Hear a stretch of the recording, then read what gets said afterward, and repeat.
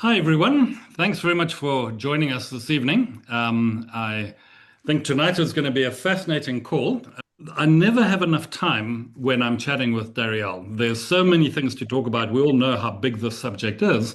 So I would like to really sort of get stuck in straight away. So we've started the recording. I'd like to welcome you all on here and really just talk a little bit about my own fascination with quantum science. It's something that it's a fairly new thing that's coming into public consciousness. Obviously, the theory of it started a long time ago with people like Nikola Tesla and all that type of thing, Einstein.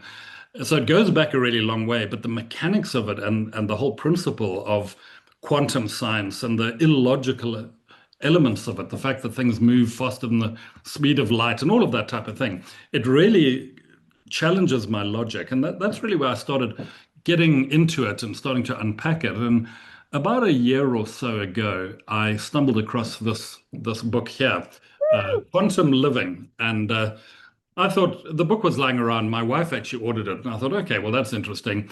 And then I had a moment to sort of pick it up and thought, well, maybe I should have a read of this. Read the first two pages. And of course, then I had to read the whole thing because it was so engaging. And it really sort of helped me understand or see the simplicity and this great big sort of illogical soup that quantum mechanics was to me. And that's when Darielle and I started to contact because I said, "Oh my God, is there an opportunity that we could get you on board to have a bit of a chat to us?" And that was really the first call that we did it was probably about 9 months ago now, towards the end of last year. But for me, that really made me appreciate that although it's a complex subject, it really does apply to our lives. And so much of theoretical physics doesn't apply to our lives. And yet, the way that you laid it out is that this is something that we can understand and we can see the application to our own lives. So before I sort of drone on and carry on, I just want to ask you, Dariel, before we sort of get into it, what really triggered your interest in quantum living and how did you start your journey and ultimately write this great book? Oh, bless you. Thank you. I would say that this my spiritual journey started at by 27 for, really serious in Buddhism, practicing Buddhism. In Buddhism, that practice was all about raising consciousness because ultimately the objective would be to become fully awakened, enlightened one.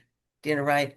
And so I was all about that. I couldn't get enough of that kind of information. And then I was introduced to the Mayan calendar and started doing classes on the Mayan calendar.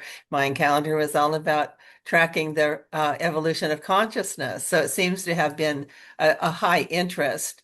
And on top of it, the applying my consciousness awareness kind of like, started to actually utilize it as part of how I be, and then had dramatic results in business and all kinds of areas that was just more like effortless. And it was really kind of a wonderful journey. And then that when 2020 happened, then everything shut down. So that gave us all an enormous period of time to start pondering what's going on and what's happening. So Mm. during a meditation time, I had a moment. This is like the moment of the book, actually, I had a moment where I heard at the same time Nikola Tesla's quote, if you want to find the secrets of the universe, think in terms of energy, frequency, vibration. Then on the other hand, I heard Albert Einstein saying everything's energy and that's all there is to it. Match the frequency of the reality you want, and you cannot help but get that reality. This is not philosophy. This is physics. It can be no other way. And so I was like, then my brain started to kind of like, I don't know, blow up a bit because I'm going, wait a second, I mean, I really want to get to the bottom of this. What does everything is energy mean exactly? Mm. I mean, like everything, come on, everything. So then for the next week and a half, I kind of just did my fun things. And then a week and a half later in a meditation, big, huge aha. And then this is the moment really that the book was born. This very moment is like, well, I have chills remembering it. Oh, that's cool. Is that, oh my gosh. If everything's energy, then genius is a frequency. Holy Mm. moly. Oh my, that means every human on this planet has an opportunity to access genius like they do love. I mean, I got to get the word out. And it started right then, right then. And then the very next meditation time I heard, sometimes I hear things like real specific, and that one was look up quantum realm. Okay. And then I go to Google, and the first thing I see in the upper left is a book called The Quantum Realm. And so, and then then I started learning more. And that was a book, by the way, written for kids. So that was really helpful to understand. And I learned a lot about the quantum frequency itself is super cool information. So that, and then I was talking with Alan really before we opened, and about one of my kind of favorite things my whole life is to take something really super complicated, because everyone around me was talking in ways I don't know what they're talking about, and it's all sort of vague and it's all kind of, I don't know what, just go get them, I mean, okay, good tip, kind of, so that I wanted to, for the sake of other people, to actually put it in plain language. That's the essence of the book, is in plain Mm. language, as if no one had ever considered spirituality of any form. They never talked about consciousness, like, what's that? What power of intention? What are you talking about? Like that person. So it came from that place for that people to talk real plain language. And that was the birth of it. And then everything had a context to it. And then the passion and the spirituality and my own growth during the writing process was off the chart, and super grateful. Yeah. Yeah, and I think for me it's that bridging the gap between the spiritual and the ethereal and the actual practicality of physics, which is why that quote from Einstein is so interesting. And I guess for me, it's taken me a while to sort of come to terms with that, because when I think about the last sort of 6 years that we've been through, this great emotional roller coaster that we've been through, and how I think a lot of what we've been subject to has really been designed to make us feel powerless and helpless and small in this great big turmoil that we're in. And yet, at the same time, we're seeing this spiritual awakening, this curiosity about reconnecting with spirituality and all of that type of thing. And so, part of Oh, that, I think, is this understanding that with focus, application, and belief, we should be able to manifest a better future for ourselves. right. And obviously, the future that we anticipate, if you read the headlines, is pretty bleak. So, I guess my question for you is the ability to manifest a better future. I mean, it sounds like it's magical, um, but I think, as you say, when we can match frequencies, maybe we can do that. So, is it really possible, in your opinion, that manifesting is just part of all of this quantum living that you write about? And basically, how does it work in your opinion, in sort of grade 5 English? How does that work? Because it seems magical to me, because my God, then we're a supernatural beings if we can do this. I was spelling bee champ in grade 5, so I'm happy to talk grade 5. Oh, so in grade 5 language, 3D that we were born in, and we're still in, is all about doing, period. How much do I need to do? Who do I do it with? When do I do the doing? Do I do the doing with others? Do I continue to do the doing? Do I have to shift how I'm doing the doing? It's all about doing. 5D is all ALL about how we're being, therefore attracting.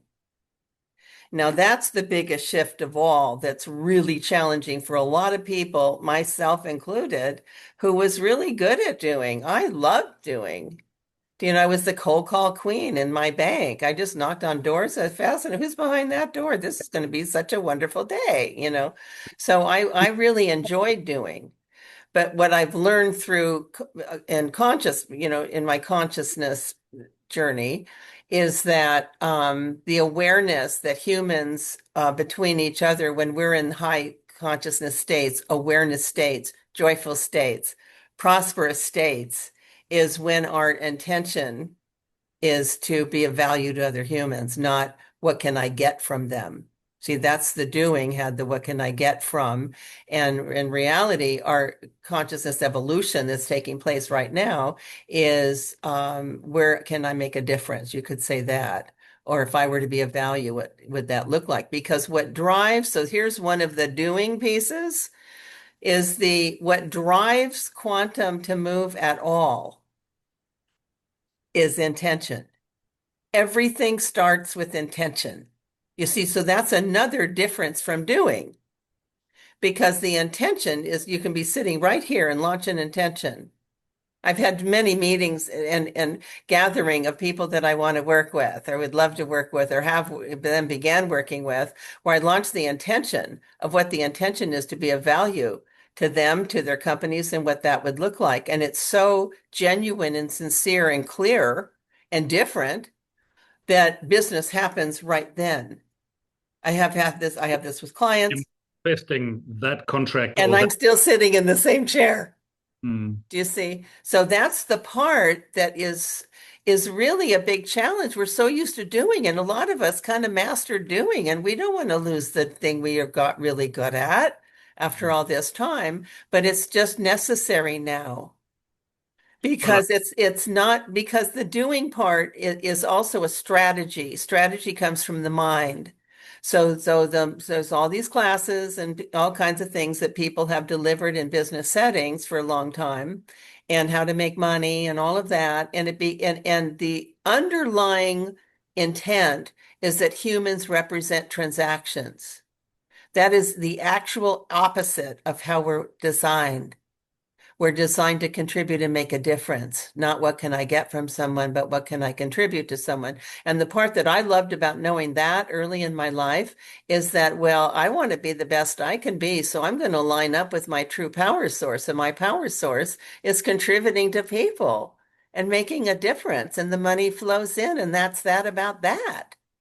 Do you know? So that's the challenge. I get the challenge, but it is a lot more fun, first of all. Number two, more flows in.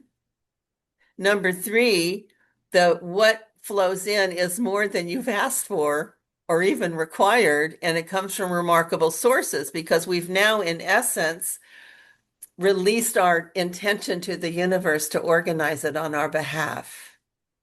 And when we do that, we release the attachment to the outcome, which a lot of doing has an attachment to outcome. If I do these 6 things by the seventh thing, I'm going to get the deal. Kind of like that. And then because of our attachment to, but I already did my 6, what's happened? You see, so there's a lot of suffering around the predisposition of how much do I need to do to accomplish a result.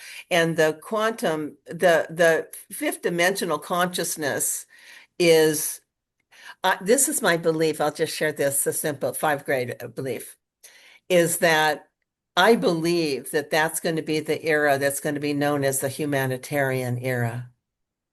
I believe that because there will be no judgment, there will be no fear, the consciousness will be so high, it just things manifest effortlessly. It's not about the market ever. It's about our own attitude and what signal we're emitting into the field. And that because of that, there will be so much freedom. Guess what happens very naturally is we can't wait to make a difference and contribute, make me cry, and contribute to humanity in ways that are remarkable. And then our energy is off the chart, and then all kinds of goodness just keeps pouring in. So that's where we're heading. It's a really great era coming. I think that if that's where we're heading, I mean, the feeling that I've got over the last couple of years that I've been thinking about this a little bit more seriously is that it feels to me as if we're almost at the cusp of another surge of evolutionary development. And we've evolved from being hunter-gatherers to now we being sort of urbanized creatures, but we're all very much in the doing because like the Industrial Revolution is doing stuff. Now with things like automation, artificial intelligence, et cetera, what is the role of humanity? Well, this is now connecting us to our supernatural abilities. And it Yes. brings back, and this is another question I want to ask you, is the morality, the foundational morality of doing things for others, helping other people. Do Mhm. you think that that is a pre-requirement for being able to manifest with intention? Um, and do we need to learn that lesson? How do we give ourselves more Mhm. generously to improve the people around us? Do you think that's a prerequisite for being able to manifest the life and the future that we want? Great. You have the best questions. I've told everybody since we met last December, you have the best questions, and this is another one.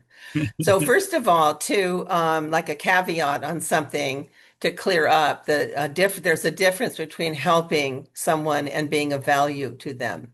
Mm, So helping someone is that happens in business, by the way, also. This is part of training, is that you get the meeting with the president of whomever and then say, well, thank you for the meeting. So the reason I wanted to meet with you, Mr. President, is to find out how can I help you? Now, usually people ask for help. So when we say, how can I help you? And that's how we open up a conversation, what we're saying is you're making an assumption that there's something they can't do mm, and then they need you. That's actually a subtle communication. So there is a dip. So help is so if I need a new roof on my condo here, then I would need help doing that. I cannot do that. Or my car towed, I need help. You see, because I actually am not capable of that.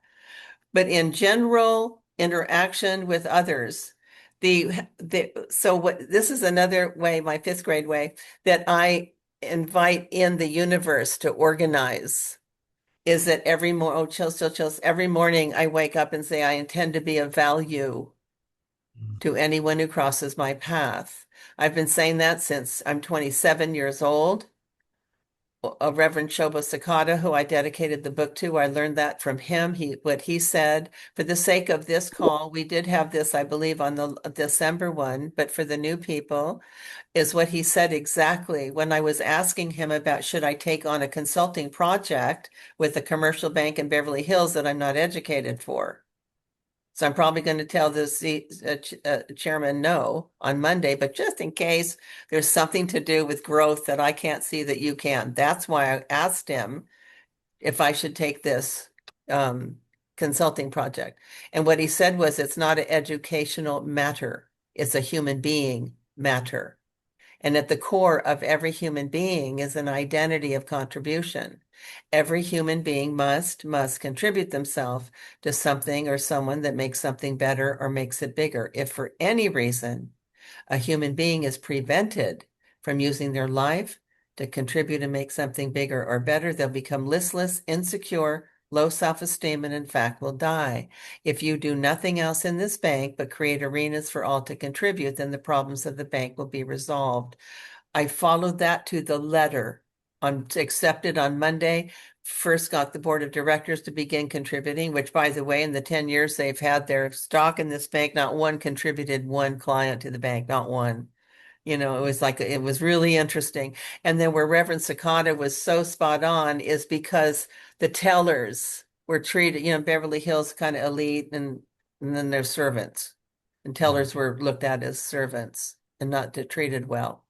And so they were so grateful that anyone even asked for their help. They've been treated so like unworthy and replaceable kind of thing like that. But then turns out, I was so happy to announce this to the board, is in 90 days, they brought in more money. The tellers in all four branches brought in more money than the board ever did in the 10-year history. And then as the bottom line, and they were so happy. By the way, the issue was turnover. Nobody left the bank because they had an opportunity to actually step into an arena of contribution, not ask people, give me your deal or open your account or any of that. It was not of the asking to give me something. It was all contributing. It was an amazing experience, and the bank grew more as a whole, more than 3 times its size in 90 days ever in its 10-year history.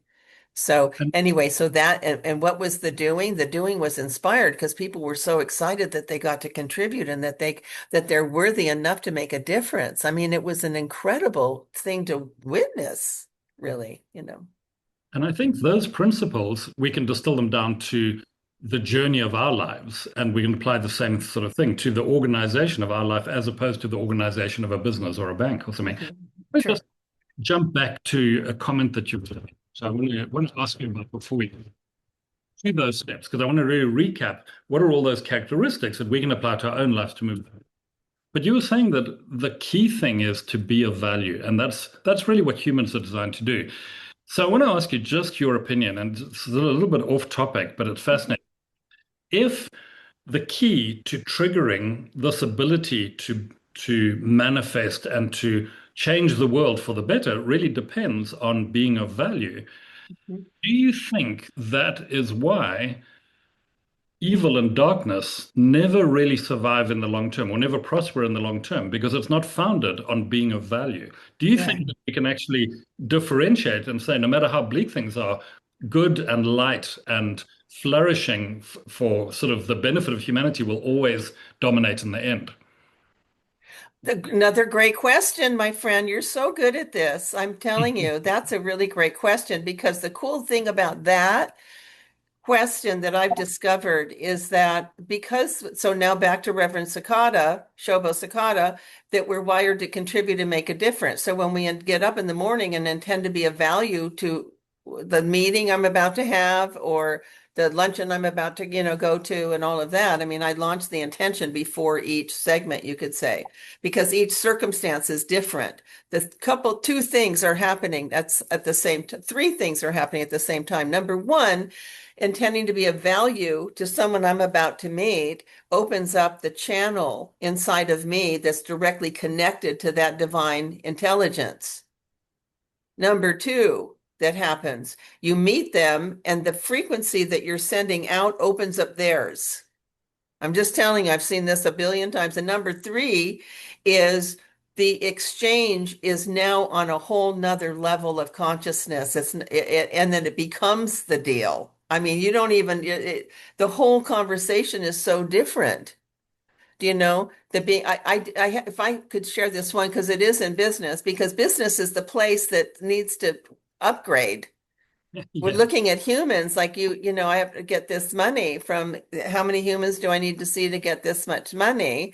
It's completely opposite, and it's the opposite of how we're wired.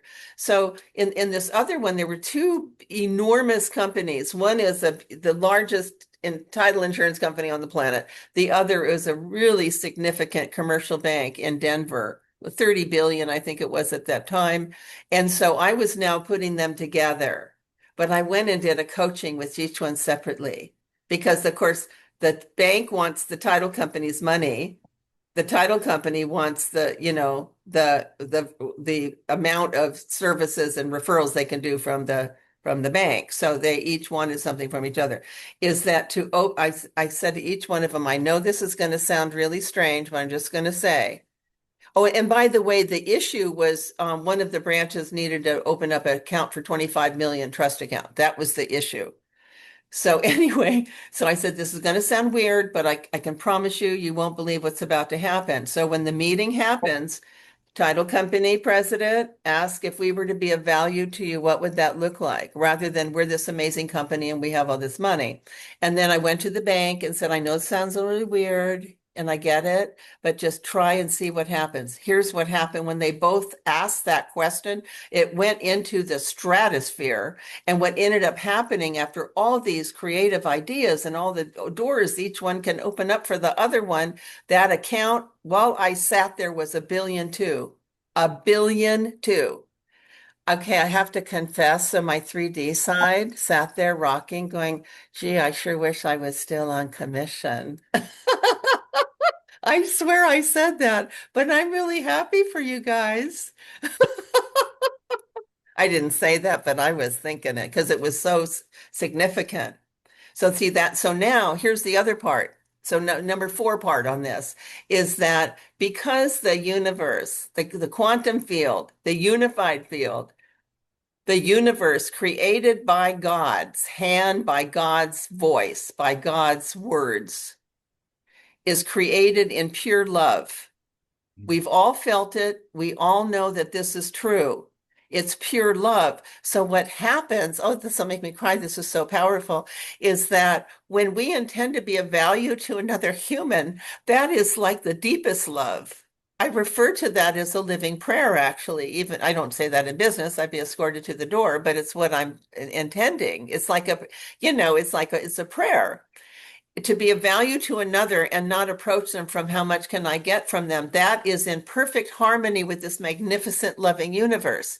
Here's answer your question now, Alan. So the bad guys that can't do that, they're just like trying to scoop up as much as they can for themselves and don't care who it harms, don't care what people lose. Like the stock market thing is like, zero-sum game. Some people win and some people lose. Well, that's not the fifth dimension. Everybody wins or no deal.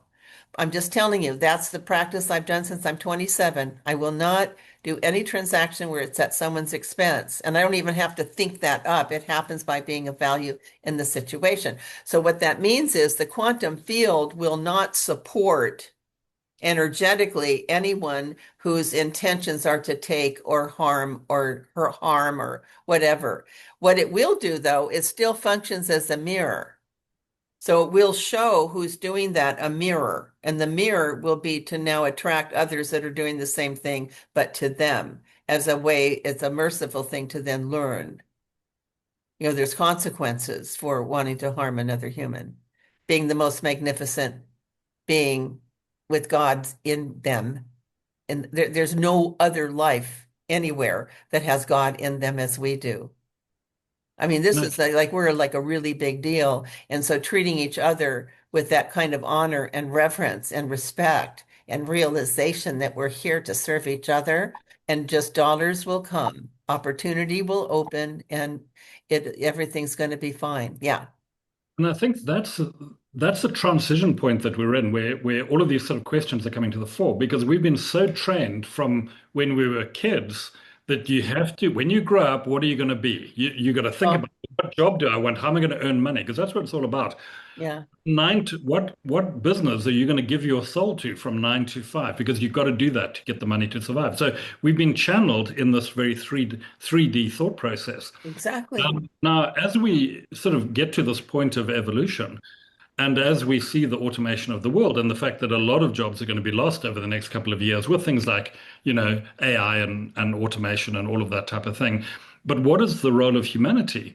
And maybe this is now our opportunity to reconnect with our core purpose. Because even in the medieval times or the Dark Ages, people were highly exploited by the local baron or the landlord or the warlord or whatever it was. And people lived in squalor and pain and suffering because they had lost touch with their supernatural ability to Right. rise to a high level. And I think we now are going to have the time to explore the true power of our being. And Yes. that's interesting. So if it is based on core morality, then Mhm. I think that all of the craziness around us, we can just elevate ourselves above that and move on. We hardly even notice it because we're in a different reality. And I guess that's what manifesting the reality that you want is all about. But I don't know. Do you think I'm on the right track with that lot? Yeah, absolutely. You're of course on the right track there because that's one of the first, when meeting Vince originally and talking about AI, because he has quite an extraordinary situation. I'm looking forward to you guys taking a look at too. But what I started to realize, I was kind of a resistant to AI because I'm about connecting sincerely with another human and things like that. So I wasn't really, looking into it or anything. But what I learned from him, and now I'm a fan of, and I'm excited about doing some things with my work, with what he has to offer as well, is that it's giving us the free time to Yeah. actually create. Do you know what I mean? There's so much that we are have to do. I've got all this doing. I have a really good friend in Texas. Every weekend he go, I can't talk now. I have a honey-do list. And he would say, dear one. And I went, well, I have a dear do list for you too. So we need to get together.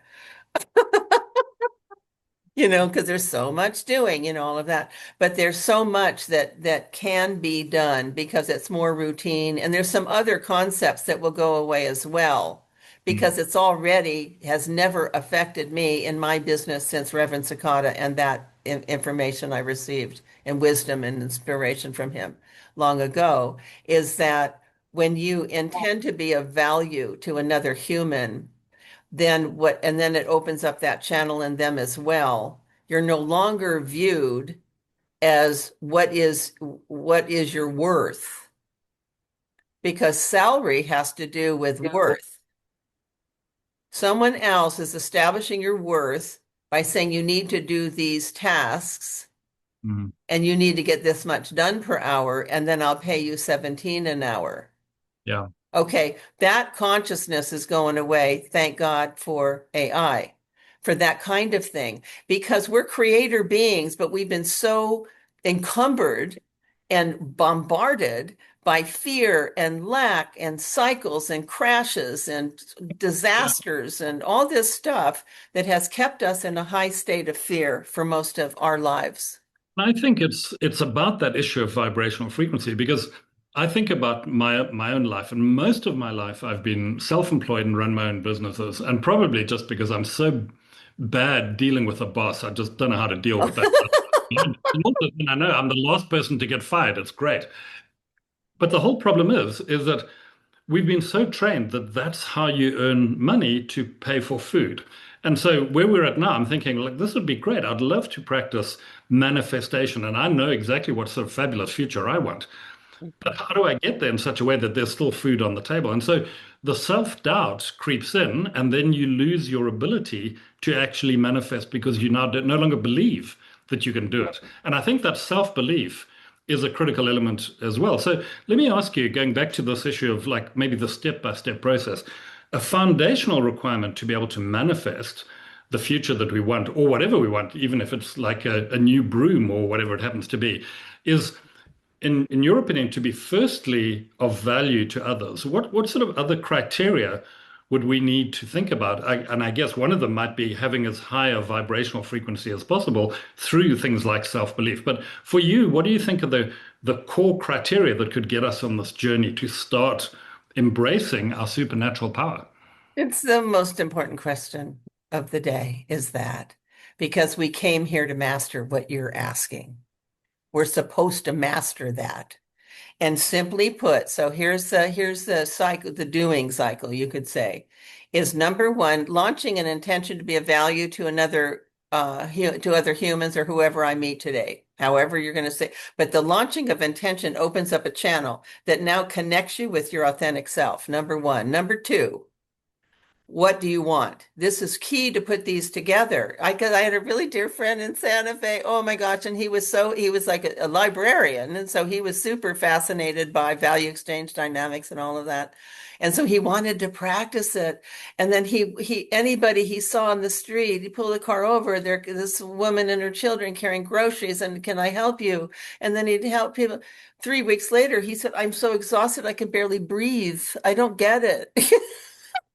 But then you've got to have what you want in it. What is your return? What is value exchange? I said, Ted, nothing wrong with Good Samaritan, but that's not what I'm talking about. Talking about in direct context. So number two is, what do you want? This is really super important because there's a number three coming, and it's what if you get this, this is the fifth grade doing. Launch an intention to be of value. I do it. I'll give you another, just a really quick one. There was an LA August 109 smog everywhere. Everything was horrible. And I had a meeting with the senior partner of a CPA firm, of a 100-person CPA firm. It was a really big deal. It's 4 o'clock on a Friday. Who sets a meeting for that? What CPA did. So I looked terrible, all the smog in my hair. And I mean, it was the worst. I was at my bottom. I just wanted a shower, not a meeting. So, but I needed to change my attitude real fast because I'm meeting this super influential guy. He became my number one client of my lifetime. Great pal. We were the best pals and did all kinds of things together. But his offices were in the penthouse. And I was in that condition going, oh my God. And then I pushed the button, the PH. I intend to be of value to Mr. Drew Gray today with my whole life. It was like that. And it was like a command to the universe and to wake me up. And I'm telling you, the doors opened and I was like my higher self again. And we had the best meeting. All kinds of amazing miracles happened. So yeah, it does affect your life condition. So number two is, what do you want? One of my favorite quotes when I do gold classes, I put from Mark Twain. Mark Twain said, I get it was like 1853 or something. So that's a super long time ago, and we're still doing it. He said, he said, I can help anybody get what they want. I just can't find anyone who knows what they want. That's a good point. Okay, so yeah, that's a real, so what do you want? Kind of like that. Number three, you got to get this. This is homework because this is going to be needing to be worked on moment to moment to moment until you master this. If there is any negativity of any form entering your consciousness, that you're not enough, then no way in this market, no way in summer, no way in winter, no way in my age, and all this stuff. If there's any negativity that is, I do a class on self-talk, which is like super important. But anyway, so if any negativity enters, I can 100% promise you two things. Number one, we're born in pure love, born in divine love. That's who we be at our soul, at our core is pure love. The quantum field, the universe, the outside is created in that same frequency of pure love. Do you think in either of those situations there's something wrong with us? So here's what's happening so that you can start practicing this. Any negativity that's coming in, it's coming from an ego in the mind that feels threatened in some way about something.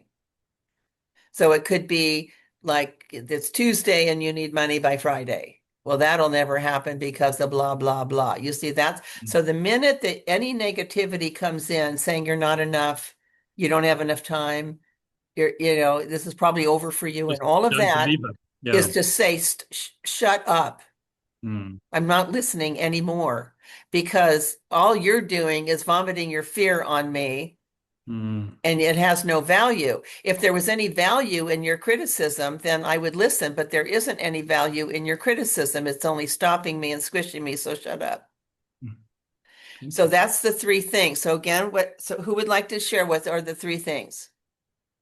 Someone share, what are the three things? Anyone?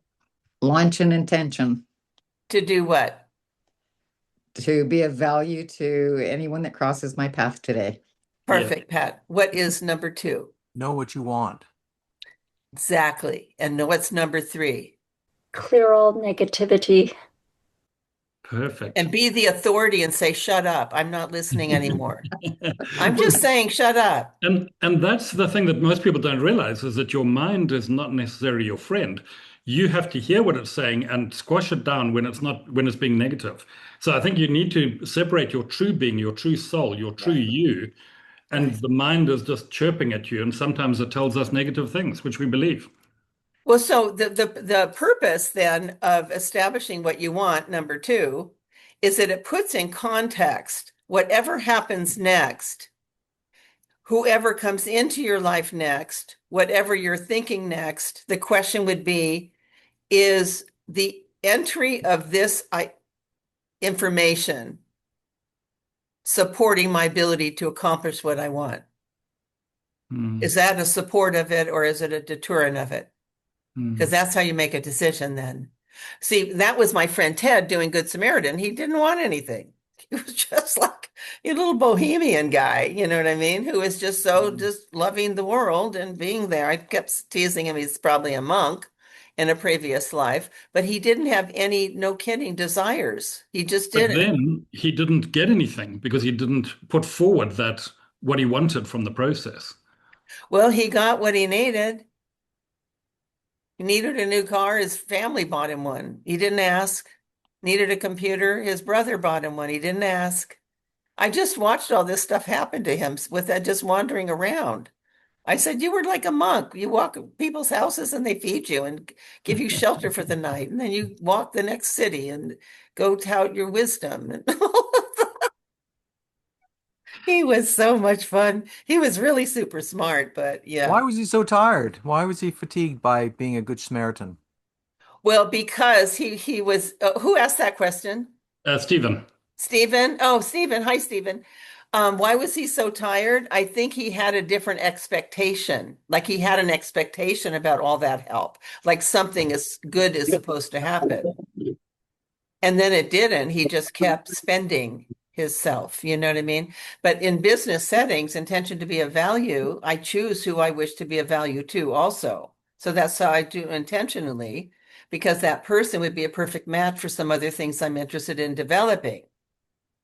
So when I'm intending to be of value in that situation, then those things start to materialize naturally without asking. Yeah. What I want to do is just go back to something you said a little while ago now, going back to this thing of pure love Oh, being the yeah. foundation of the universe. And now I, I'm also spending a lot of time thinking, and we were talking about it actually in a training session we did last night. I know a couple of people on the call were there. We were talking about vibrational frequency and raising that. I think the whole idea, we told that love is a great way of raising our vibrational state, but it's a little bit harder to get our heads around, I think, because it's not like it's more of a general empathy of humanity and a desire to serve. Maybe that's where that link is. Um, how do you think? And well, first up, I guess the first part of my question is this issue of vibrational frequency important, or is that just a concept for us to understand that we've got to purify our thoughts and our morality and our intentions? And how would you think, or how would you recommend that we can all raise our vibrational frequency to enhance these powers? So it's okay. So number three, again, is telling the negativity from the ego that feels threatened about something to be quiet. You're not listening anymore. So the cool part about that, and this is the other part I'm loving so much about being alive and experiencing fifth dimensional realms, because that's coming real fast now, is that there's no judgment in it. You see, ego is the evaluator, it's the judger, it's the I call it the divider in chief, I think, in the book, something like that. And so it does all kinds of things like divide to conquer. It's the divide and conquer thing because it has to stay in charge. It's how it was wired. But Einstein said, I think sometimes in the 30s or 40s, is that the mind, in essence, is what he said was created to serve the human being, but we've created a culture where the human being is now the servant of the mind. And we're seeing that play out all over the world, is that there's all this judgment going on and all this divisiveness and all this, I mean, it just goes on and on and on. And that keeps us so preoccupied that we can't get into that higher state because we're surrounded by it. So the first thing that will cause a high frequency to just appear. So you don't have to really get into the morality part or the anything like that, because the part that's so cool about intention to be of value, you cannot lie. You cannot deceive. It's you're not capable because the frequency is so strong to be of value to another human being when offered intentionally, sincerely, that you just can't. It's a deceit and usury and, arrogance and all of that is just not a match for that frequency. So it finds another place. So automatically you're feeling a love vibration because the coolest part of all that, and I've said this in seminars and stuff, but I'm just like going, I know that just is going to take one thing, just one thing. If you could just do this one thing, and I know it's going to sound like kind of hard thing, but it's only one, stop the negativity, stop the judging. And so, how do you stop the judging? Because it's kind of pervasive. Every TV show is about people betraying each other, and then all the stuff on TV, and then the news of who's wrong. And it's just, I had to turn all of that off because it's just crazy making.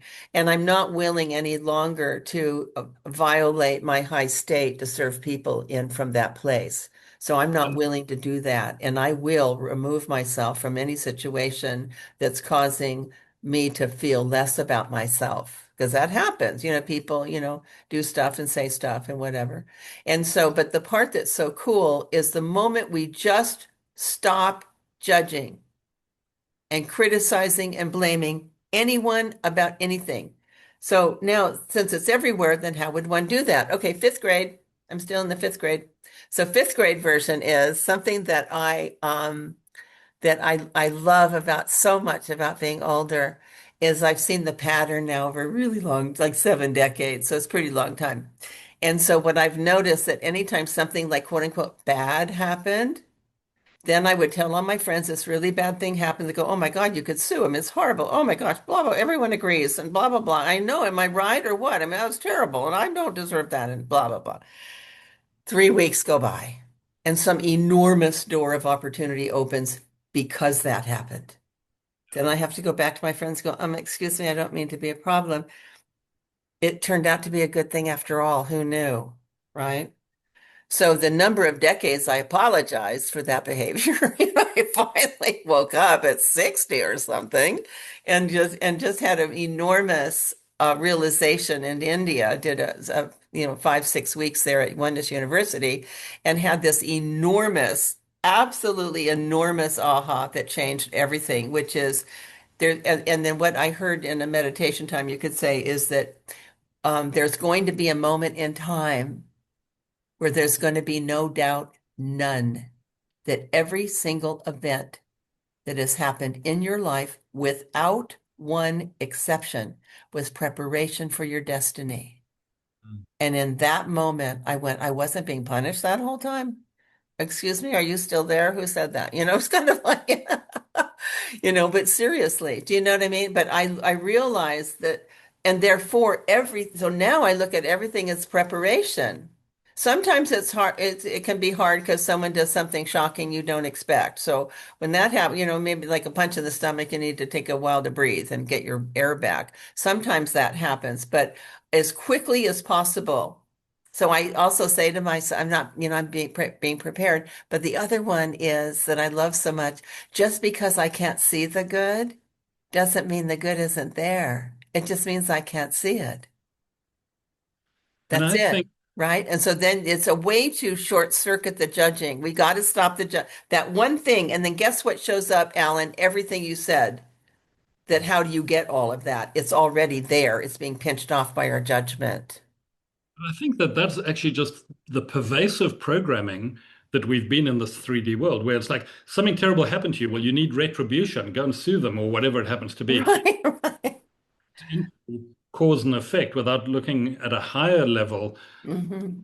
training. When I think about myself at the moment, I think I've found my niche in terms of well-being and wellness, but I would have never thought of running a wellness company or being involved in it. Just Health Alliance that came, Hmm. and probably Stephen more than anybody gave me this life-changing opportunity.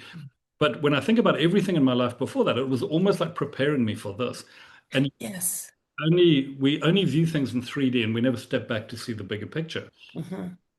It's one of those things we've got to break the old programming, and that means we've got to work on it every day to let Hmm. judgment and all of that sort of thing, and just accept that, God, however you view him and however he's packaged in your own religion, probably does have a path for us and a destiny for us. In fact, I'm quite sure he does. Yeah.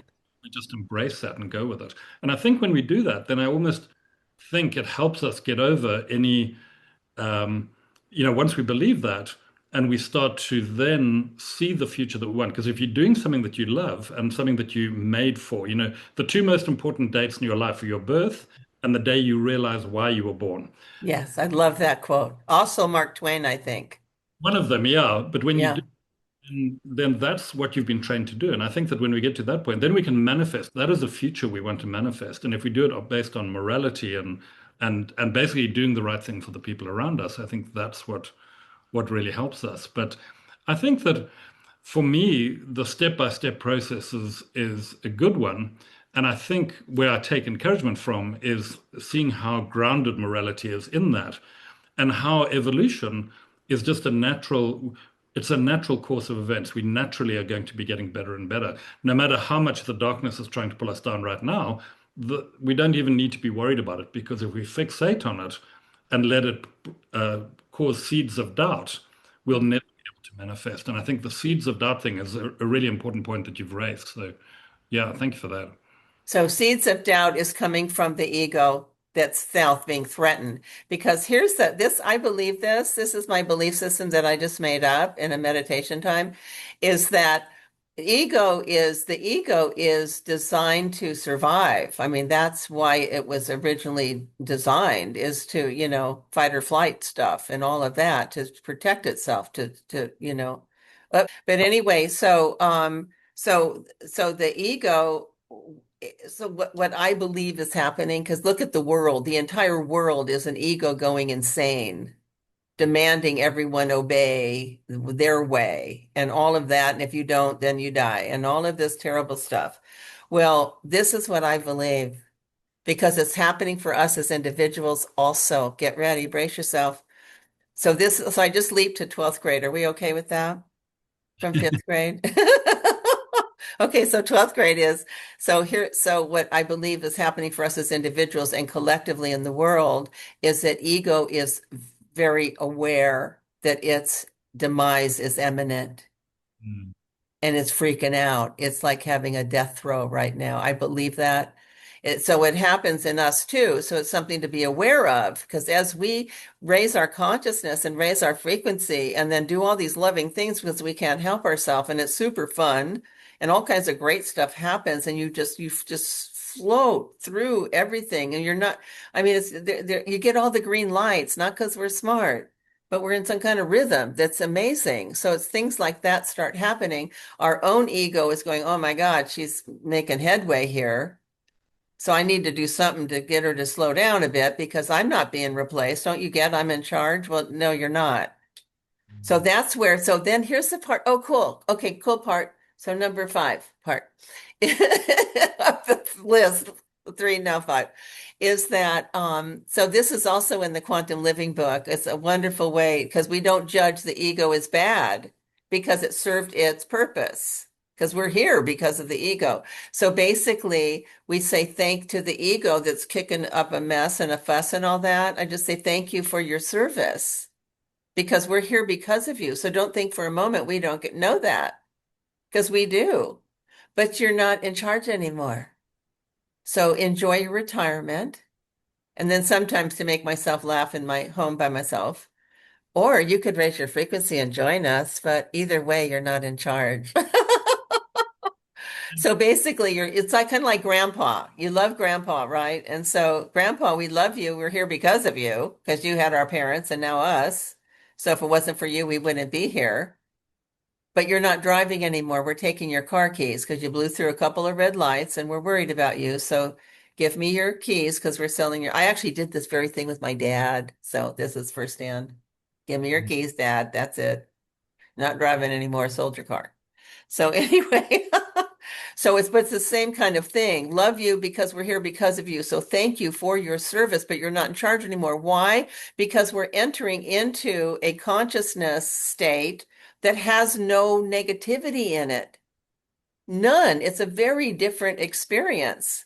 And so no negativity in the fifth dimension requires the judger, the evaluator, the divider in chief to be retired and just enjoy your vacation or something, but you're just not in charge anymore. We're moving into a heart-based consciousness. It's very different than what you provided, but thank you for your service. Now, what is interesting is that, and it leads to that negativity. We've been told over the last 6 years is a big point of reference for me, but for a long time, for decades, for probably thousands of years, we've been told that we're just a tiny little cog in this very big. Oh, You can't stop at them, the great them, all of that type of thing. So we know there's a battle of numbers, and there's always a tipping point where things change, the 100th monkey effect, or whatever that happens to be. And so, how many do you think? How many people do we actually need, do you think, to be able to change the world? Because if we each start doing this, there's maybe a couple of 100 people that are going to see this video. There's other places you've been working on sharing this knowledge for a long time. But where do you think it'll get to the point where we can actually start to affect material change in the world? Do you think that's possible, or is it always just our perception of the world that changes? oh, well, it's our perception of the world. So all of that negativity that I let go of, I changed my perception. I shouldn't say I changed it. One of the monk teachers there, suggested how to have it change. So let me say it honestly that way. And it did change. So now my perception is anything that happens like, wow, I'm being trained for this amazing mission. Do you know? So so in part it is that. Number 2 part, the other part of that is to any negativity of any form is a barrier to have experiencing what you're talking about wanting to experience. It is a barrier. It needs to be retired in essence, is that, And so it's again, it's not actually a doing thing, it's a more of a being thing. And so the being, because yes, we can manifest from thin air. Why? Because the quantum field is made up of the exact same characteristics as our own consciousness.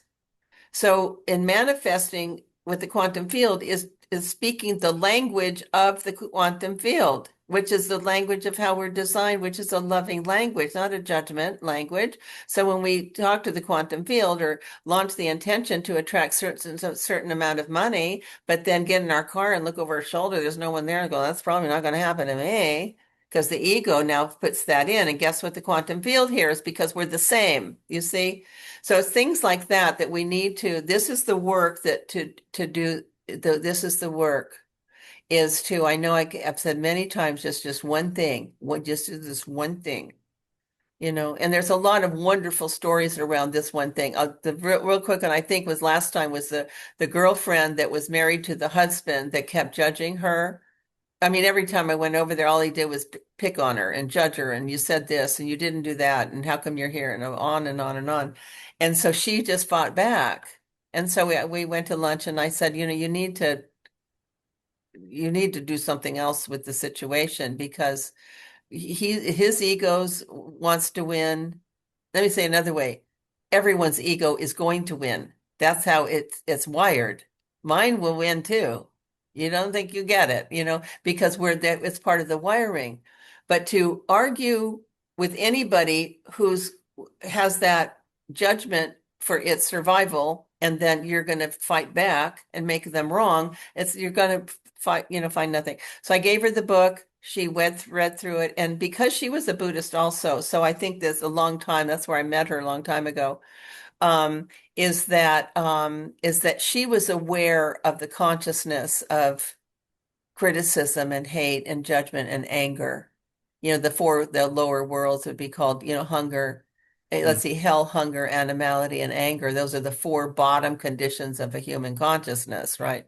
And she was living that way, and that's not who she be's. We were roomies in our 20s, and so, and so anyway, so she was a wonderful person and is. So she then, in real time, no matter what he said, she didn't judge him. She just said, just because I can't see the good doesn't mean it's not there. And so the best part of this whole story is that she was married 3 times. And every time I was in her first wedding, but every time she got married, she kept saying, well, he's a really wonderful guy, but he'll never be Jeff Post. Jeff Post was this guy that was high school boyfriend thing. I'm like, really? Margie, that's 60 years ago. Stop, But anyway, so she did, it's okay. So she then, on top of it, there's so many things that blew my mind about this when you're in a higher state. So she made all the money. She was a wealth management person. She made all the money. He didn't really contribute anything except just be mean. And so she decided to divorce him. But when she did, she took all the money, like all of her money. And this, she was 71 or something. All of the money, and divided it exactly in half and gave him half. And she was joyful doing that because when you're in these higher states, there's no lack, there's no not enough, there's no it's going to run out. I mean, there's none of that. It gave her great pleasure, said, I wish you well on your journey. So then girlfriends of hers in California called and said, she lives here in Arizona, to, come and celebrate your new freedom. So the girlfriends get together. And they said, are you going to, consider dating again? And she said, no, I'm good. And my daughters and my grandchildren, and I'm good. And she said, oh, and besides, there'll never be another Jeff Post. Love of my life, right? Like that. So this girl, one of the girls at the table, gets up and goes in the back room, and she actually finds this guy. Now, as gigantic as LA is, it's massive, gigantic. This guy, she got his address, his phone number. He's 1 mile from where they're having lunch. on top of it. So then she comes back with the phone and goes, here's Jeff Post, call him. She went, I can't do that. I can't do that. Blah, blah, blah. She said, he was the love of my life, but I can't do that. So she said, well, at least text him. She texts the guy. This is the outgrowth of dropping negativity. I'm just saying, it's amazing.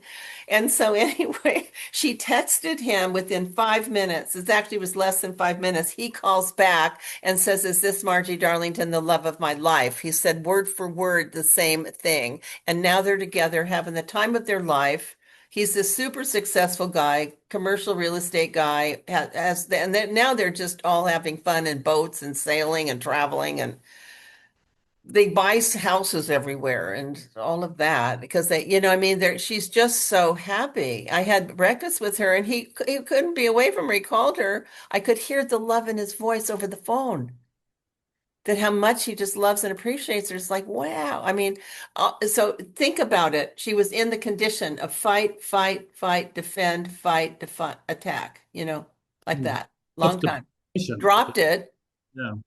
And that's because that's in the Quantum Living book. Like, actually, it's how would you say that? It's a guide on how to accomplish what we're talking about. It's an actual plain language guide on how to accomplish.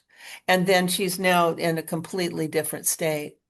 And you would never imagine in a normal life that you would find the love of your life after 50, 60 years of Never. And then someone that was uh, what do you call it? She was a journalist, award-winning journalist, and saw Margie reading the book somewhere in public. And she said, what's that book you're reading? And she said, oh my gosh, it's the book changed my life. It's this blah, blah, blah, tells her the story. She went, oh my gosh, I have a TV show. I want to interview you with that story. And then can you introduce me to the author? I'd like to interview her too. So that's I mean, isn't that wild?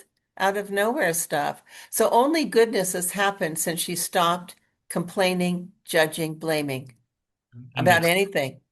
Yeah, interesting. If anybody's got any questions, either pop them in the chat or put your hand up, and we'll commit the next half an hour to questions. But while people are finding the hand button, I just quickly we've had it. This is an interesting conversation. What I really like is your step-by-step methodical approach. And I thought just before we go to Stephen, do you want to tell us a little bit about the courses that you're doing? I think there's one next week, and then they're monthly courses thereafter. If you tell us. Oh my gosh. Yes. Question. Oh my gosh. Oh, thank you. I'm so excited about doing these courses now. We're going to do, for the next 3 months, last Tuesday of each month. And the one that's coming up seems to be most appropriate, especially to this conversation that we're having. Hello, Dorley. I just can't help myself. I've been wanting to wave at you and not be rude to Alan, but too late. Good to see you. But anyway, it's called Focus Consciousness Creates Reality, because we all know about Dr. Emoto's water work, right? So what do we do? I mean, he has actual evidence that when we just focus on something with a certain attitude, it changes the molecular structure of the water molecules. I mean, come on. Just because we looked at it, by the way, there was no doing. What a surprise. So anyway, so with that, what caused the molecular structure to move in a tangible material way was our focus. The other part that is part of this class is to have no doubt by the end of that 90 minutes. There's also like a workshop part in it. We call it a fun shop because we're changing the language for 5D. The fun shop. We have a fun shop part where we have exercises and some stuff. And but anyway, is to have no doubt, because see, the other part, our minds have run the show for so long, and our minds are rational, and we're really smart, and we think up stuff, and then we go and we've been successful in all of that. Consciousness is a very different information source. And so it's another enormous challenge to shift from our minds that have done good by us for a really long time. Just say it has. And I've been grateful to have one. But I'm also aware as a spiritual person that it's time to shift to consciousness because the information source is quite divine. is quite brilliant, is quite genius, and is connected not only to our moment, but our future and our destiny. And this is the other part that's important about this class is to realize is that if you're born in this time period, that's the greatest human evolution shift ever in human history is right now, and especially in this group, I might add, especially everyone in this group. You're here with a purpose that's very significant to assist. Oh, and to answer I'm sorry, Alan, let me go back. I didn't finish answer your question about how many people. See that, I'm sorry to, I just that flashback in my head just now. But anyway, Heart Math Institute have done studies on this. Noetic Science have done studies on this. Oneness University had the same exact math, that the power of one person in a high consciousness state is more powerful than millions that are not. And these are studies Heart Math has done for 35 or so years on this subject. And then there's a classic one where Dr. John Hagelin in Washington, D.C. brings a group of meditators to come in, and all they're doing is launching a signal, and it had this math equation connected to it, which is 1/1000th of 1% of people in high states can change the frequency on the earth. Right? And so, yes, a small group number, because each individual is so powerful. And so what John Hagelin did is Washington, D.C., murder capital of the world. He brings in all these meditator people from TM, meditation, transcendental meditation, and they're in D.C. for the whole summer, a couple months, and just launching their frequency, meditative time, higher states, no judgment, all of that. And then he went on TV, a press conference, and said, I'm going to, with these people coming and meditating, we're going to raise the frequency here, and we're going to lower crime by 25% in August. So the police chief said, lower the crime by 25% in August? Are you kidding me? So it's going to take like 2 feet of snow to do that, and that's never going to happen in August, And so, I know, Pat, you're laughing, me too. I thought that was pretty funny. But anyway, what ended up happening is the crime rate actually went down by 25%. That's the collective in high states caused. So what's the influence on that? So that would be like somebody that's a criminal person. I don't know. I don't feel like robbing today. Do you? I'm not up to it either. Let's go get a burger. Okay. And they don't know why they're doing that. They just don't feel like hurting anybody because we're raising their frequency beyond that. Do you see? By our collective. So yeah, so then focus consciousness is to couple this. It's really super fabulous class. It's very plain language, 3rd grade plain language. This leads to this, leads to this, leads to that. Period. And it's very clear. That's my favorite thing, is to take something complicated and give it plain language, because that's what I always wanted for my own evolution. To me, the 3 steps you've spoken about in this call already are probably the most concise and simple explanation I've ever had around this, actually. Mm-hmm. So to go back to simple explanations, let's see the simple explanation you can give to Stephen. Stephen? Oh, Stephen, yes. Oh, I see your hand. Hi, Stephen. Hi again. There. Yeah. Good to see you Well, again. I had a couple questions. One, I think that this keyword value comes up, that if you're going to start your day with the term value, how can I be of value to others? And kind of starts it off. But I think people, and I speak about myself as well, have trouble really feeling that they are of any value, and therefore, what can they give? Is there some comment you can make on how to kind of derail that type of? I suspect it comes from that sort of ego thing, completed negativity aspect. But is there a way that people can derail that tendency to feel that they're not of any value? That's a really important question, because so many people feel little without any power. I mean, that's pervasive.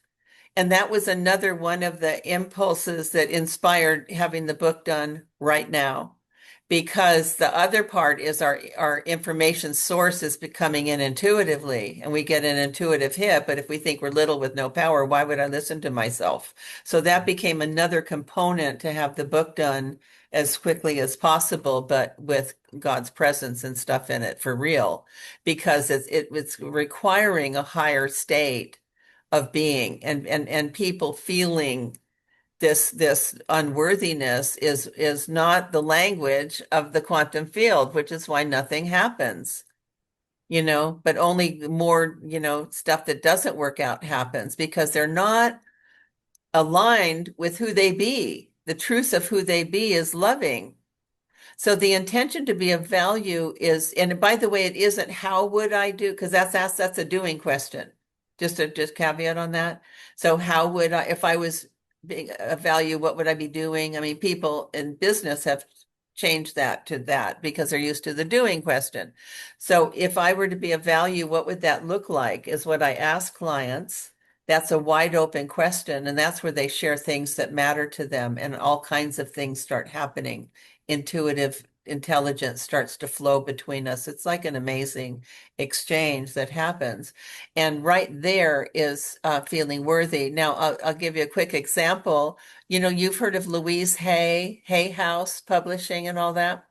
And so, oh, thank you, Pat. I'm happy. I just read your post. Thank you for posting that. Anyway, so Louise Hay did a book called You Can Heal Your Life, I think it was called. And then she did a documentary, You Can Heal Your Life, same name. It had 4 categories like money and relationship and health and something else. I don't remember all 4 of them. But anyway, so one of the interviews that was done was this guy who was a coach. And he was, I bet that documentary is still around or on YouTube even. I mean, it was really pretty good. It was well done. But anyway, he had a client that called him and said that I just can't take it anymore. I'm ending my life today. And I just thank you for trying, but there's no hope now. I'm done. Now, when people get that there, the real issue is they actually come to a point of feeling valueless. No value. A human cannot bear that because we're wired with so much goodness to contribute and make a difference and raise humanity's consciousness. I mean, we're here for something super special. So what the coach guy did, I loved hearing what he did, that he said, he's telling the story. He said to the guy, where are you standing in your home? And he said, I'm in my living room. And he said, are you standing by the windows? Yes. Look out the window and see if there's anyone that could use your help anywhere in the neighborhood. He went, well, the lady that lives next door is kind of old and stuff, and she has a lot of newspapers and leaves on her porch. He said, okay, set the phone down. I'm going to wait for you to come back. And then go next door and sweep up the leaves and the newspapers. Don't ring the bell. Don't tell her you're doing it. Just do it. And then come back. And the guy, this will make me cry. The guy said when he came back, he was a completely different human being because that act of contributing to someone without any expectation of what they get awakened that part of him that was in so much pain of being shut off. Do you see? So the intention to be of value to anyone who crosses my path, what starts to happen, this is another wonderful, this is now, what's the number now? 6. So this is number 6 tip, is that we start a rhythm in our life that just, we can't help ourselves. We've now activated this superpower that we have. And so there's just people that you meet in the elevator, hold the door open for. They're sitting at the table next to you and they're in for lunch or something. And then all this goodness keeps pouring out. You cannot help it. And then when that happens and the people's reaction is to explode your mind, you feel of value because you made somebody smile today. Stuff like that is how you continue to stay in a higher state. Is this, I refer to it as the smallest of kindnesses done sincerely are as super powerful as the big stuff. The smallest of kindness to address another human as a divine being, which is what I loved about India. It's like I heard people say namaste in the metaphysical world, a long time. But when I went there, I understood the depth of that statement. Namaste is saying the divine in me is saying hello to the divine in you. What a wonderful way to connect with another human on the first sound is that, because that's really where we're heading. We have so much value. When we are able to raise our awareness of the power of our consciousness, and then to be aware that we're here in the time period of the most significant consciousness evolution ever in human history is no accident, then there's some connection there. So we're on a mission to help humanity evolve into higher states of awareness of it. Their value is the whole point. Did that answer your question, Stephen, a bit? Do you have another one? I think you said you had another one.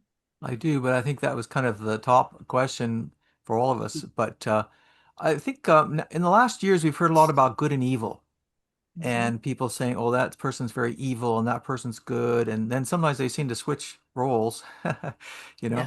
Yeah. And so I wonder if you can have a comment about this dichotomy that we all tend to slip into of good and bad, good and evil, maybe even God and Satan, that sort of thing. Have you got any Mm. comments on that? You know, I had a firsthand experience on that during a meditation one morning because this bank that I started to consult with in Beverly Hills, these 12 rich men were so arrogant and so mean-spirited and so greedy and all of that. So I don't know how to work with people like that. So I did my meditation time that I normally do in the morning before, going out into the world and asking like the universe, you could say, or God, really, I'm talking to God all the time, is saying, should I back off from this consulting agreement because these men are so greedy and I don't know how to work with them? And what I heard back very clearly and then felt shame is that greed is not who they are, but it is their language. Talk their language. And what happened from there, because they were so they never spoke to the teller. They referred to them as little people. They were so mean and stuff. So talking their language. So that's what I got during my meditation time and talking their language. So I went to the board meeting and I got to ask everybody a question. It's a yes or no question. Do you want your stock to go up? That's a yes or no. Dr. Rubenstein, you're first. Do you want your stock to go up? Yes.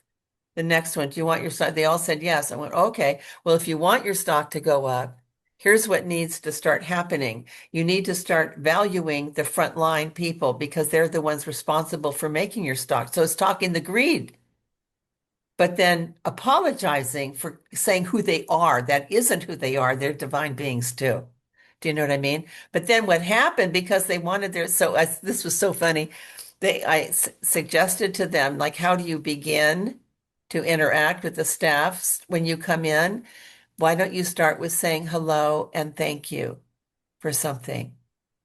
So I had a boyfriend at the time and he said, how was your day? And I said, I just taught 12 really rich, greedy guys how to say hello and thank you. He went, what? I don't understand. I went, neither do I. What, they pay you for that? I went, actually, they do.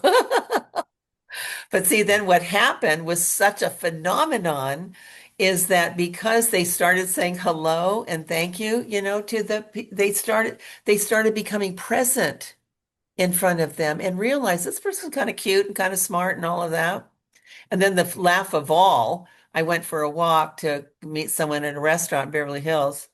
Well, because you don't drive your car around there. It's too small and can't park anywhere. And then as I'm walking to the restaurant, I see the chairman of the board in his convertible Rolls Royce with the receptionist.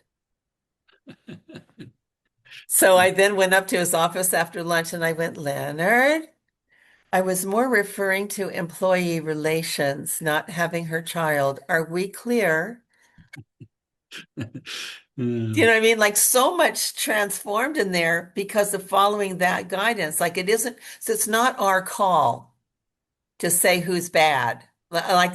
There's evil action on the planet. But here's the other part, the Mayan calendar, tracking the evolution of consciousness. One of the cool things about that is that the Mayan calendar that tracked consciousness, and we're in the final cycle. And guess what the final cycle is? The final cycle is one with God, period. One with God is no judgment, by the way. See, that's so, and what is happening to cause us to seek God more than we have before is seeing the bad behavior taking place because we can't fix it with our politics, or we can't fix it with committees or programs, or none of this is going to be fixed that way. It's a spiritual matter, do you know? And so anyway, yeah, it's so cool. So I look at that like when that happens, it's like, well, it's driving an awful lot of people to Christianity. It certainly is doing that. What is it? The number one religion growing in Iran is Christianity. Mm. Can you believe that? So see, I'm watching what the Mayan calendar predicted. Do you know what I mean? Oh, well, by the way, it predicted that this is the time period, but it's the only human consciousness level of the entire calendar that cannot be predicted what's possible. So they can't predict because it's never happened where mankind was one with God. So it's not possible to predict what is possible. Can you believe that? Is that the coolest thing you ever heard? Is that amazing? That's in our lifetime. In our lifetime, I know, right? I know.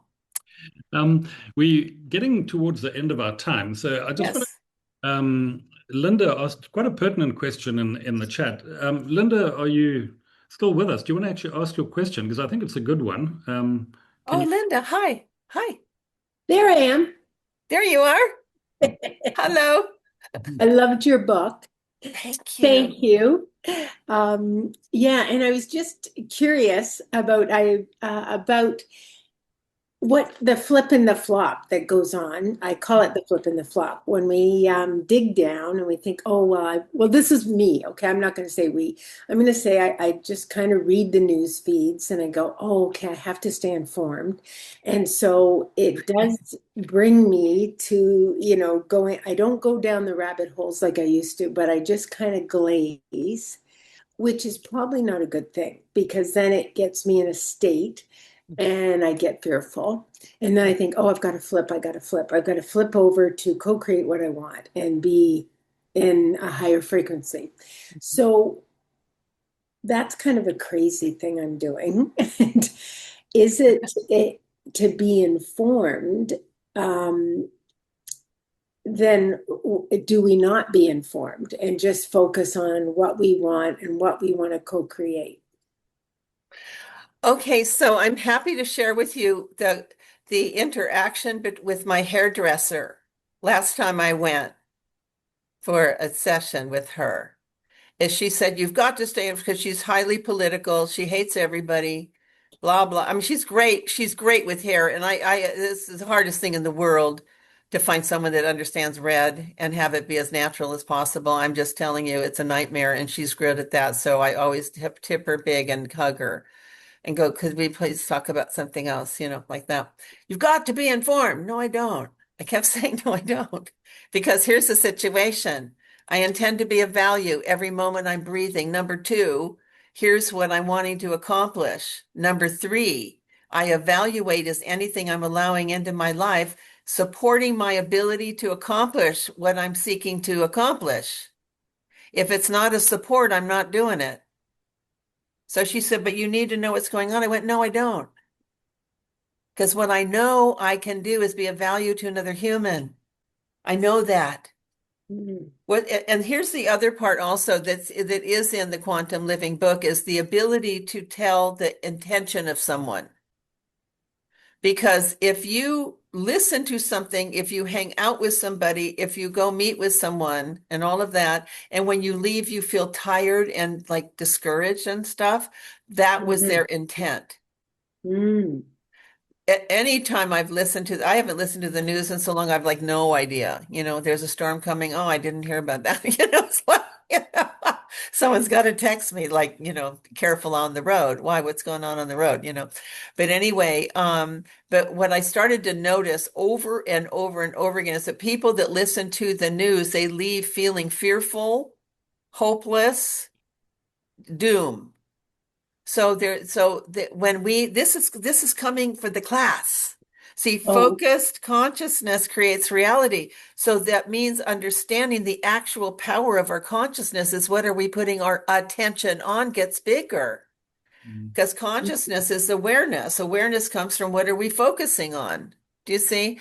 And so the superpower, we're going to get to the bottom of the superpower of consciousness. We're doing that on the 30th, next Tuesday. It's going to be super cool. I'm just telling you. And then manifestation from thin air, this is the third grade version.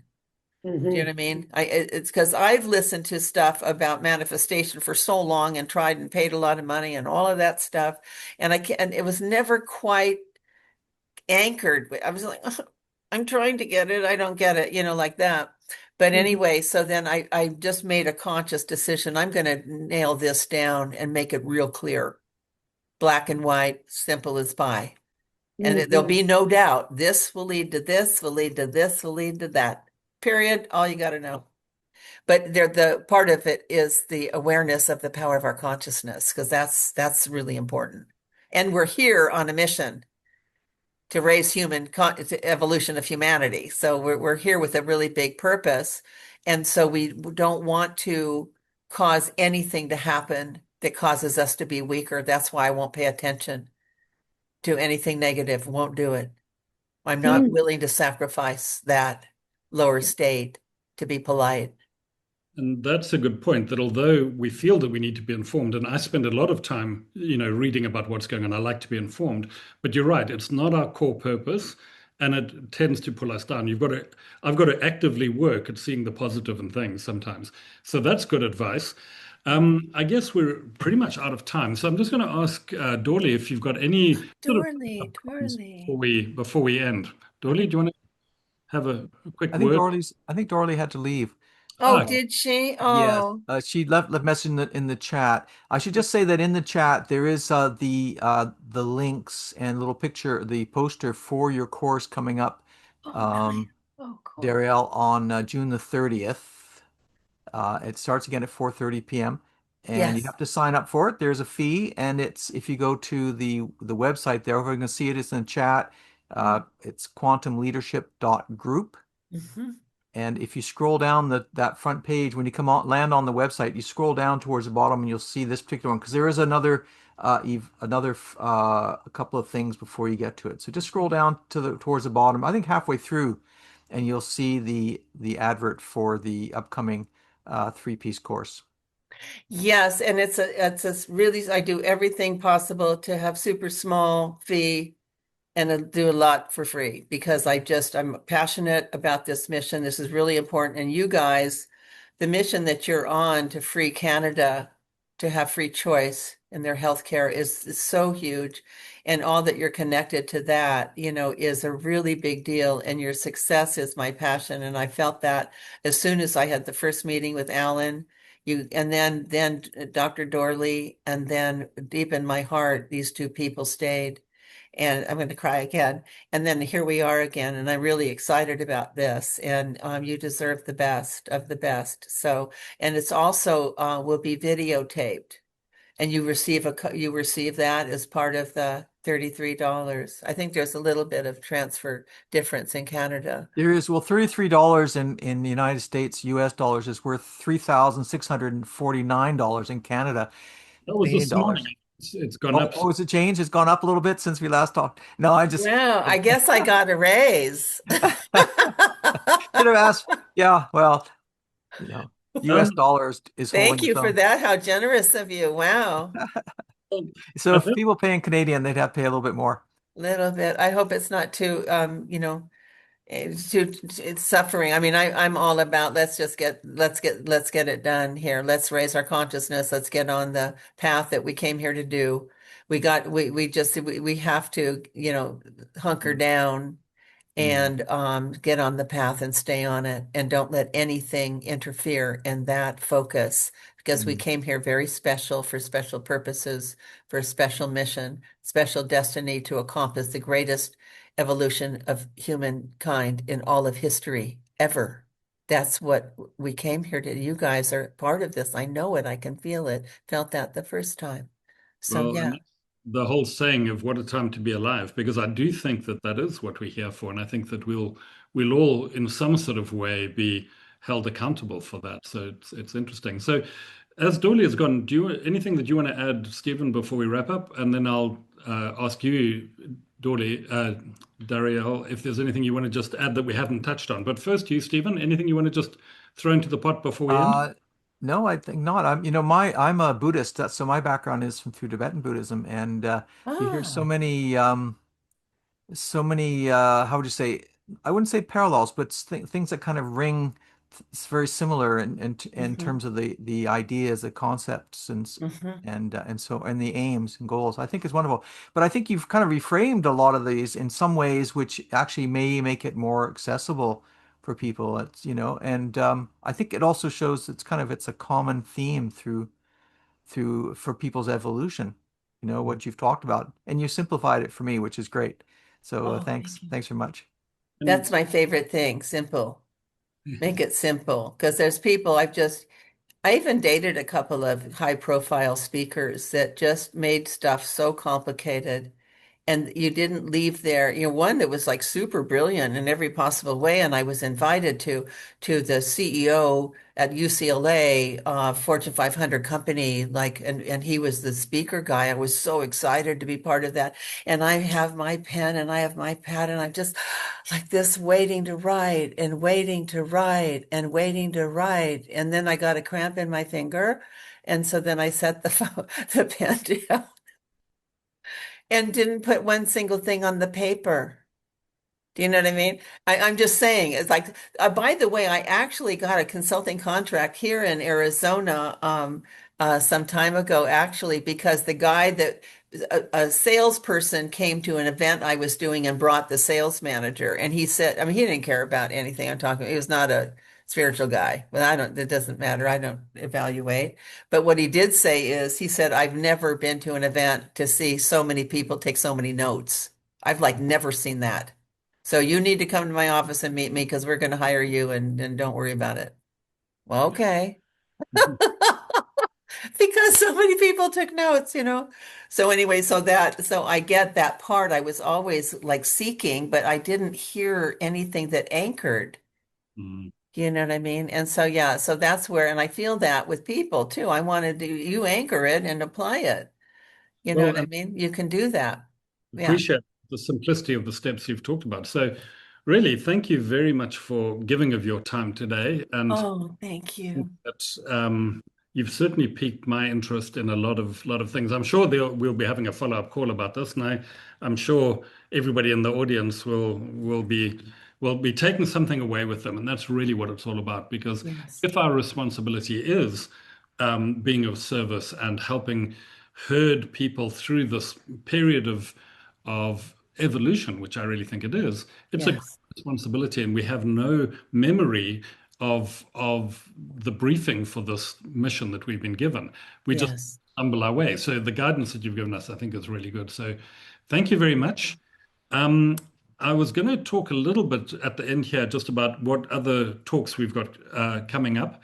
I know Vaccine Choice Canada have Yes. sort of wound down a little bit for the summer. Our summer is really short, so people try and cram a lot of stuff into it. So I think there's not going to be as many sort of calls as we've used to seeing, but I do have a couple of, I think, really great ones in the wings that are about to be announced. So we'll let you know about those. Look out for them in the newsletter, and they'll be mentioned in both the VCC newsletter and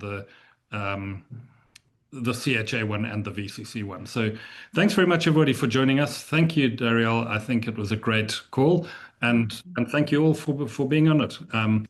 Have a you, Thank you Alan. so Thank much, you, Ariel. everybody, and Alan and I look Stephen and everything. You guys are wonderful. And thank you for this serious, wonderful, blessed privilege you've and afforded me today. And I'm so grateful for all see of you lovely you all in the souls. information field. Let's Yeah. let's start to communicate outside of Zoom. Yes, yes, exactly. Very much. Thank Great. you. Thank you. Thank Namaste. you. Bye. Thank you. Thank Bye. you, Dwayne. Thank you, Thank you everybody. so much. Thank you.